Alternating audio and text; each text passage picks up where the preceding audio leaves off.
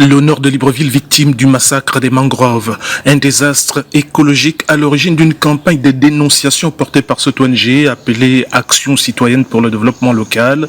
C'est elle qui a sonné l'alerte sur les réseaux sociaux à travers une vidéo du site dévasté. C'est via cette plateforme que nous avons mise en place que les autorités, j'ai envie de dire, administratives, ont pris la mesure de la chose. Même les élus nationaux essaient du mieux qu'ils peuvent de porter la sensibilisation dans les zones impactées.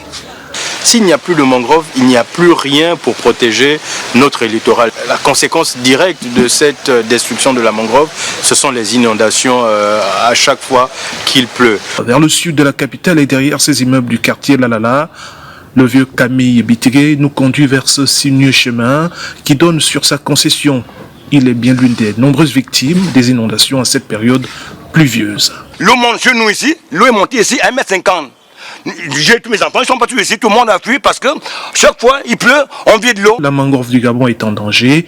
Aujourd'hui, de nombreuses associations comme Pulmerea mettent en œuvre des projets pour la protéger.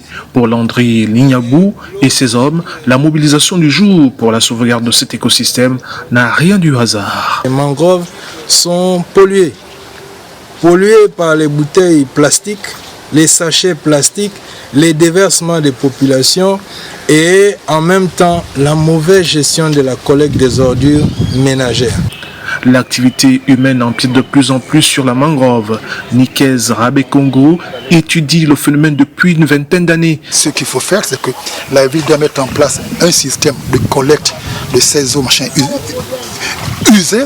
La ville doit mettre en place un système de ramassage des déchets domestiques, de manière à ce que ces polluants-là ne dégradent pas déjà ce beau travail.